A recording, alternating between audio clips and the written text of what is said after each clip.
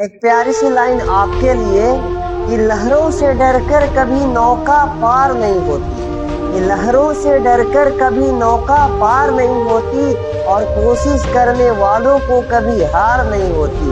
हम भी वो शख्स हैं जनाब जो गिरना तो पसंद करते हैं परंतु हारना नहीं,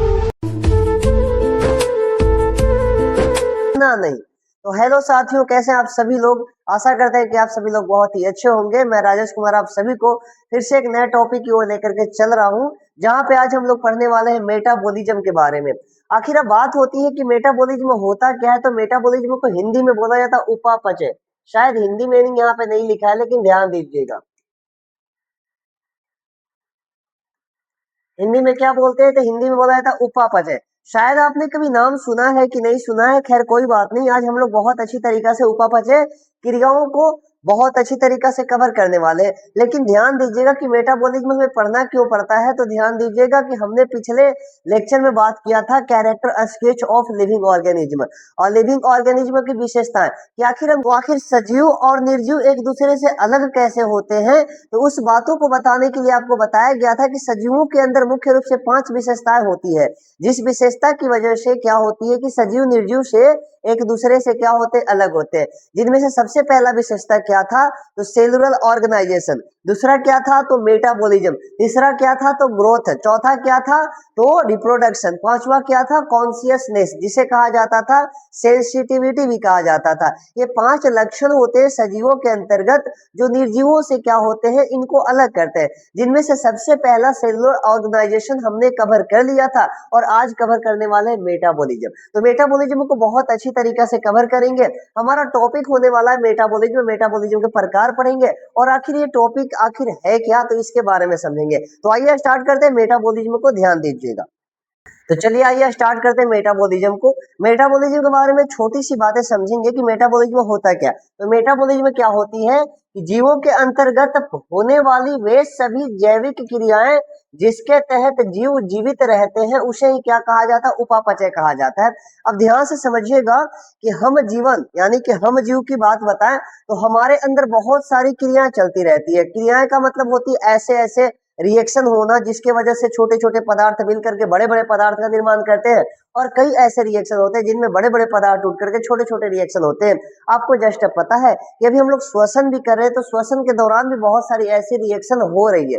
कहीं ना कहीं हम लोग भोजन लेते हैं तो भोजन का पाचन होता है, जल ग्रहण करते हैं, बहुत सारी सामग्री लेते हैं। तो क्या आपको पता है क्या सजीवों में ही होती है, निर्जीव में तो ये होती नहीं है। यानी कि हम सजीवों में बहुत सारी क्रियाएं चलती जो कि निर्जीवों के अंतर्गत नहीं चलती है। तो वही बातें लिखा हुआ है, सजीवों यानी कि जीवों के अंतर्गत होने वाली वे सभी जैविक क्रियाएं जिसके तहत या जिसके वजह जीव जीवित रहते हैं उसे ही क्या कहा जाता है, उपापचय कहा जाता है। मतलब कि ये रिएक्शन यदि जीवों के अंतर्गत नहीं हो तो कहीं ना कहीं जीव जीवित नहीं रह सकता है। ये जीवों के अंदर होने वाली बहुत ही महत्वपूर्ण लक्षण होता है, इसे जीवों के अंतर्गत होना बहुत ही जरूरी होता है। ध्यान दीजिएगा, ये उपापचय की क्रिया जो होती है प्लांट से ज्यादा एनिमल्स में पाया जाता है, क्योंकि एनिमल्स में क्या होती है कि प्लांट से ज्यादा एनर्जी की आवश्यकता होती है।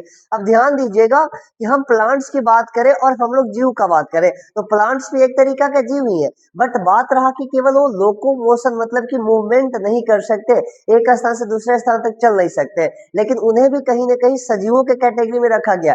वो भी अपना भोजन स्वयं बनाते हैं, उनके अंदर भी बहुत सारी क्रियाएं चलती है। ऐसा नहीं कि प्लांट निर्जीव है, प्लांट भी क्या है, सजीव है, और हम लोग भी सजीव है। तो प्लांट भी जो मेटाबॉलिज्म होती है, मेटाबॉलिज्म सॉरी मेटाबॉलिज्म जो होती है वह एनिमल से कम होती है। एनिमल मतलब कि हम सजीवों का बात बताएं, ये सब जो क्रियाएं होती है कोशिका के अंदर होती है, और जितने भी सजीव हैं वो सभी कोशिका से मिलकर बने होते हैं। ये बातों को आप जानते होंगे, ठीक है। यानी कि कोशिका के अंदर बहुत सारी क्रियाएं चल रही, उसे कहा जाता है मेटाबॉलिज्म। और मेटाबॉलिज्म प्लांट से ज्यादा किसमें पाया जाता है, एनिमल में। क्योंकि हम हमेशा काम कर रहे हैं, हमें चलने के लिए एनर्जी चाहिए, बोलने के लिए एनर्जी चाहिए, यहाँ तक कि जो भी काम कर रहे हैं ना, तो सभी कामों को करने के लिए एनर्जी चाहिए। तो एनर्जी ज्यादातर एनिमल में खर्च होती है जो कि प्लांट्स में नहीं होती है। इस कारण से प्लांट में क्या होती है, मेटाबॉलिज्म रिएक्शन कम पाई जाती है, जबकि एनिमल्स में क्या होती है, ज्यादा होती है। क्यों होती है, ध्यान दीजिएगा, क्योंकि इनमें एनर्जी की आवश्यकता ज्यादा होती है। सॉरी, ध्यान दीजिएगा। अब आगे चले तो types of metabolism. Types of metabolism का मतलब कि मेटाबॉलिज्म का प्रकार भी होता है क्या? तो अभी मैंने बस स्टार्टिंग में ही आपको बताया था कि मेटाबॉलिज्म का मतलब शरीर के अंदर या तो कोशिका के अंदर, कोशिका कह दीजिए, शरीर कह दीजिए, क्योंकि शरीर के अंदर ही तो कोशिका मिल रही है, यानी कोशिका के अंदर या तो जीवों के अंदर होने वाली वे सभी जैविक क्रियाएं जिसके वजह क्या होते हैं, जीव जीवित रहते, उसे क्या कहा जाता है, उपापचय कहा जाता है। जिसमें क्या होती है कि बहुत छोटे छोटे पदार्थ जुड़ करके बड़े बड़े पदार्थ बनाते हैं, या तो बड़े बड़े पदार्थ टूट करके छोटे छोटे पदार्थ बनाते हैं। ये रिएक्शन होते रहती है हमेशा। अब इस आधार पर इन्हें दो भागों में बांटा जाता है। पहला होता है एनाबोलिज्म। एनाबोलिज्म का मतलब होता है उपचयी क्रिया। उपचयी क्रिया वैसी क्रियाएं होती है या मेटाबॉलिज्म यानी उपापचय की वह क्रिया या वह प्रकार होता है जिसमें छोटे छोटे पदार्थ मिल करके बड़े पदार्थ का निर्माण करते हैं। ध्यान दीजिएगा, यानी कि यह उपापचय प्रक्रिया का एक प्रकार है। क्या है? तो प्रकार है जिसमें छोटे छोटे पदार्थ मिल करके बड़े बड़े पदार्थों का निर्माण करते हैं। अब मैं एग्जाम्पल का बात बताऊं कि ऐसा कौन सा हमारे बॉडी के अंदर रिएक्शन होता है जिनमें छोटे छोटे पदार्थ मिलकर के क्या करते हैं, बड़े बड़े पदार्थ का निर्माण करते हैं। तो सबसे बेस्ट एग्जाम्पल है, भूलिएगा नहीं, पहला उदाहरण था फोटोसिंथेसिस। पहला उदाहरण है फोटोसिंथेसिस। फोटोसिंथेसिस हालांकि ये पौधों में पाई जाती है, प्लांट्स में पाई जाती है। प्लांट्स इस प्रक्रिया में क्या करते हैं कि अपना भोजन स्वयं बनाते हैं।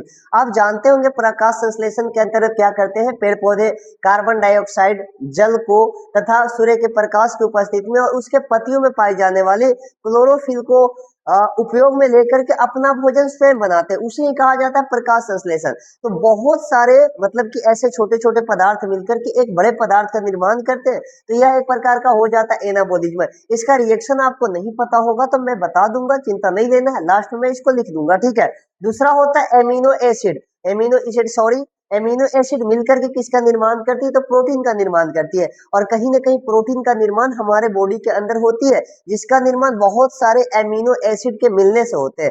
कैसे होते हैं एमिनो एसिड, कैसे मिलते हैं, तो आपको बता दिया जाएगा, जस्ट थोड़ा सा वेट कीजिए। अब दूसरा हम लोग पहले समझ लेते हैं, ठीक है। दूसरा क्या है, केटाबोलिज्म।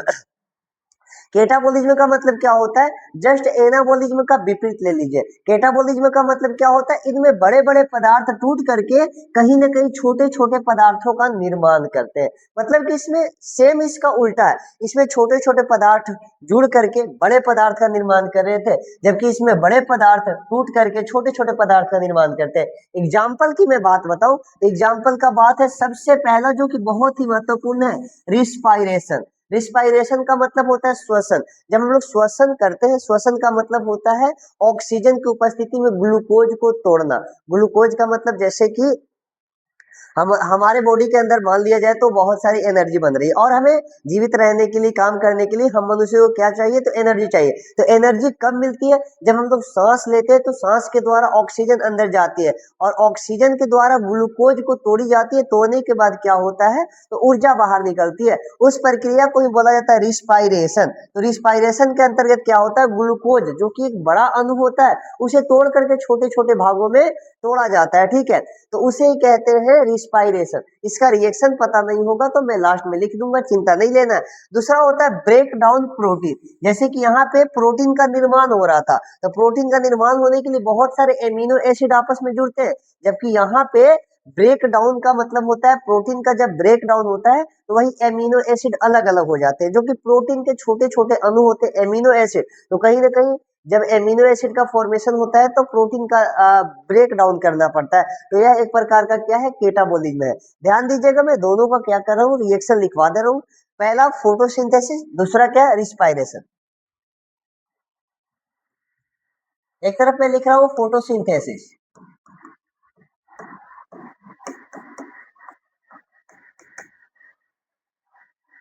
फोटोसिंथेसिस में क्या होता है, फोटोसिंथेसिस को हिंदी में कहा जाता है प्रकाश संश्लेषण। इसमें क्या होते हैं,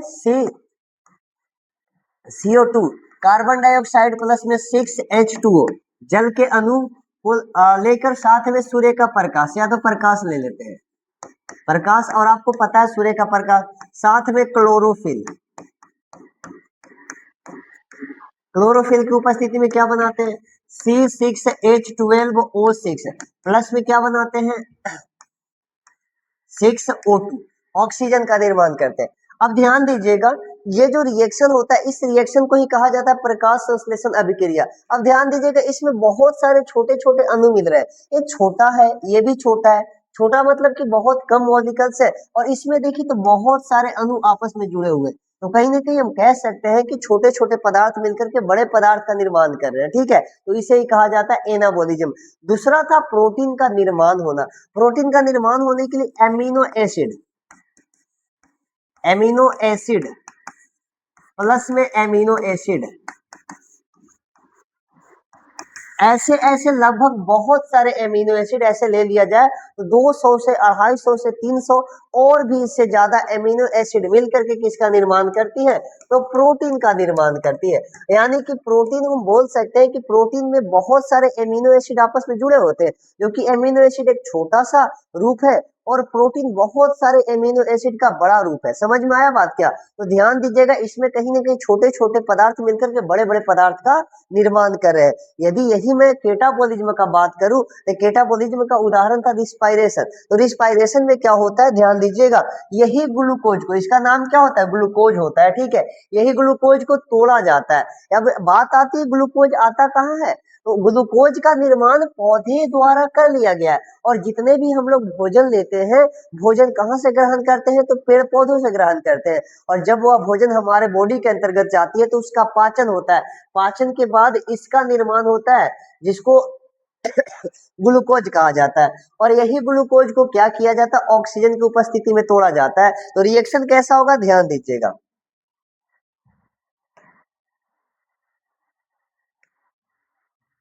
अगला रिस्पायरेशन का,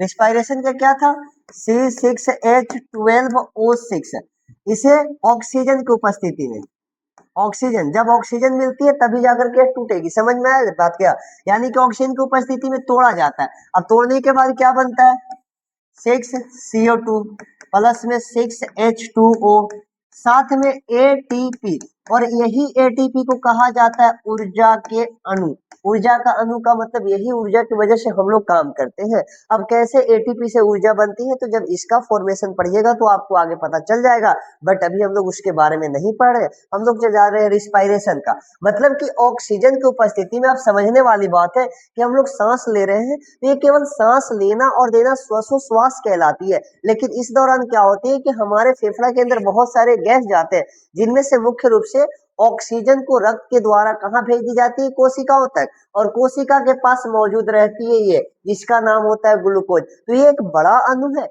इसे ऑक्सीजन की उपस्थिति में क्या किया जाता है, छोटे छोटे अणु में तोड़ा जाता है, साथ में एटीपी यानी कि ऊर्जा बाहर निकलती है। इसी रिएक्शन को कहा जाता है रिस्पायरेशन।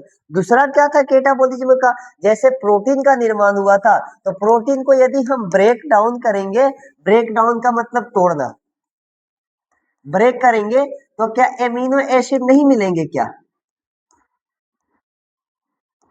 एमिनो एसिड प्लस में एमिनो एसिड, एमिनो एसिड मतलब कि ऐसे ऐसे बहुत सारे एमिनो एसिड मिलेंगे। मतलब कि जिस तरीका से हमने पढ़ा कि बहुत सारे एमिनो एसिड मिलकर के प्रोटीन का निर्माण किए थे, उसी प्रकार से प्रोटीन का जब ब्रेक डाउन होगा, टूटेंगे, तब बहुत सारे ऐसे ऐसे एमिनो एसिड बनेंगे। तो यही था मेटाबॉलिज्म। आशा करते हैं यहाँ तक आपको बहुत ही अच्छा समझ में आया होगा।